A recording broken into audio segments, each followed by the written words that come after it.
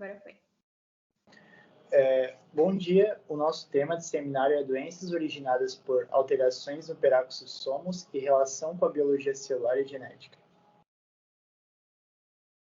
Oi, eu sou a Luísa e eu vou falar um pouquinho sobre os peroxissomos. Eles são organelas membranosas presentes no citoplasma de células de animais e vegetais, formando vesículas arredondadas. Eles exercem importantes funções no interior das células, uma vez que eles possuem enzimas digestivas responsáveis por oxidar substâncias tóxicas. Essas enzimas elas oxidam os ácidos graxos para a síntese de colesterol e também são usados como matéria-prima na respiração celular com o intuito de obter energia. Já no corpo humano, eles estão presentes nas células que formam os rins e o fígado. Sobre sua origem, algumas pesquisas indicam que os peroxissomos surgiram nas células eucarióticas por meio de um processo endossimbiótico. Porém, diferentemente das mitocôndrias e dos cloroplastos, os peroxissomos eles não apresentam dupla membrana e nem DNA próprio, o que sugere que provavelmente o DNA dessa organela tenha sido transferido para o núcleo. Chamo Thaís e vou falar agora as alterações do peroxidoma. Um erro do metabolismo do peroxidoma que faz com que a sua função não seja efetuada corretamente. Cada uma das proteínas implicadas, as peroxinas, são codificadas por um gene chamado PEX, metabolismo peroxisomal. Quando surge uma mutação, alteração estável, hereditária, que é um gene que codifica essas proteínas, ela se manifesta alterações através da concentração da estrutura da célula, o que acaba da estrutura da organela, que acaba alterando sua função. Esse processo se chama inato da biogênese do metabolismo do peroxissomos.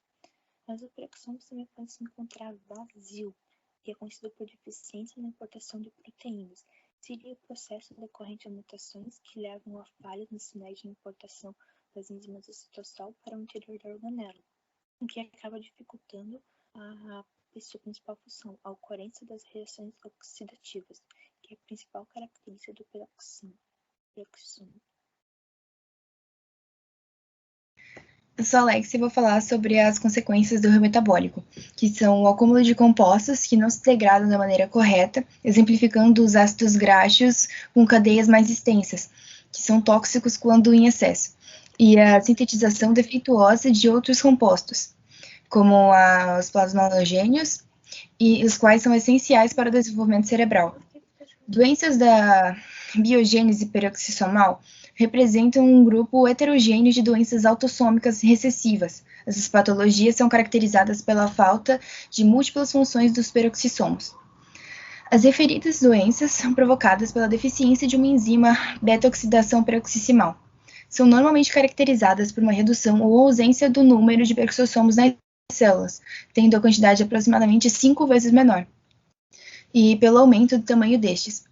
Há também uma situação onde as estruturas da membrana peroxissomal Gauches, que contém a proteína membrana peroxissomo, mas não tem a maioria ou nenhuma das proteínas da matriz. Eu me chamo Patrícia e vou falar sobre a síndrome de Zellweger. É também conhecida como síndrome cérebro-hepato-renal e é um distúrbio hereditário autossômico recessivo muito raro.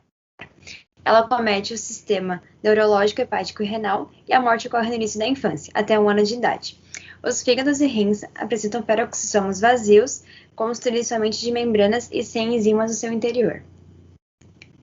Ela é causada por mutações em qualquer um dos pelo menos 13 genes, sendo que 68% dos pacientes com síndrome de Zellweger possuem mutação no gene PEX1 que codifica a peroxina 1. Esses são alguns dos sintomas, e os principais são rosto achatado, nariz largo e achatado, olhos inclinados para cima, macro e microcefalia. Em relação ao tratamento, não tem. As terapias são sintomáticas e se adaptam aos sinais de cada caso específico, como exemplo, o tubo de alimentação, que é inserido quando há problemas na ingestão de alimentos. E alteração no coração, rins ou fígados é acometida em cirurgia. E o tratamento é realizado por equipes multidisciplinares. Meu nome é Lidiane e vou falar sobre a adrenoleucodistrofia neonatal. Ela também é conhecida como doença de Lorenzo, acomete o sistema nervoso central e as glândulas suprarrenais. É caracterizada pela alteração do metabolismo dos peroxissomos, resultando no acúmulo de ácidos graxos em cadeias longas. É hereditária recessiva e ligada ao cromossomo X, que é o cromossomo feminino, transmitida por mulheres portadoras e que afeta fundamentalmente os homens. A chance de que uma mãe portadora da doença transmita para o seu filho é de 50%.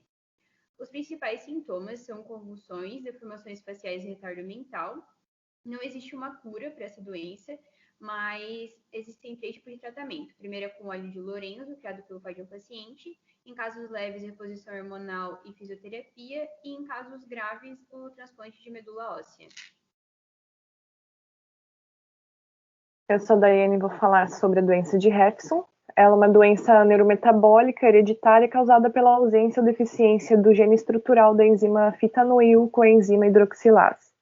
Essa enzima catalisa a alfa-oxidação do ácido fitânico e a deficiência gera um acúmulo desse ácido nos tecidos e líquidos biológicos. O ácido fitânico é um componente comum em carnes, folhas verdes, no caso das clorofilas, gorduras e laticínios. Os sintomas são bem variados, são individuais, podem cometer diversas idades e vão desde fraqueza, dormência nas extremidades, perda do olfato, deficiência na pigmentação da retina, arritmia e descamação da pele. O diagnóstico é através da dosagem desse ácido fitânico no sangue e o tratamento é através de dieta rigorosa com restrição do ácido fitânico, podendo incluir a plasmaférese, que é o transplante de plasma. Eu sou João e eu tenho encarregado de apresentar o artigo do nosso seminário. O artigo ele pertence ao jornal Orphanet Journal of Rare Diseases e os autores desse artigo pertencem à Universidade de Amsterdã, na Holanda, cujo título é Transtornos do espectro de Zellweger, visão clínica e abordagem da gestão. As doenças desse artigo estão presentes já em nosso seminário e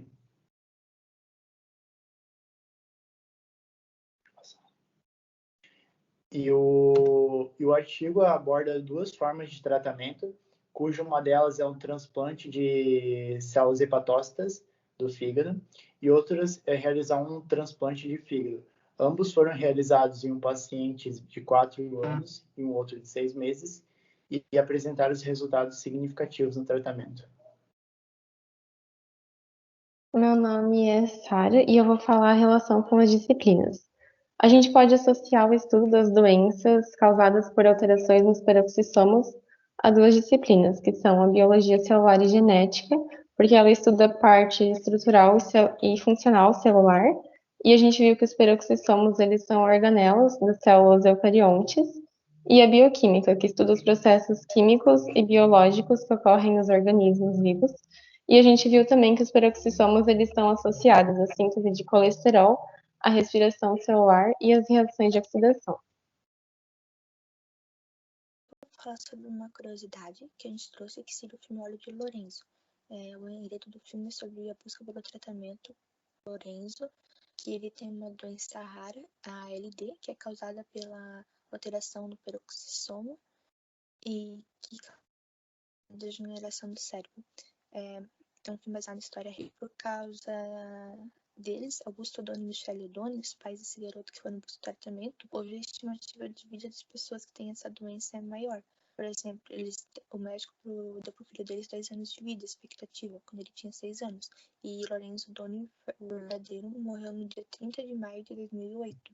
Então, é um tratamento que ajudou bastante as pessoas. E nosso trabalho, essas são as referências do nosso trabalho.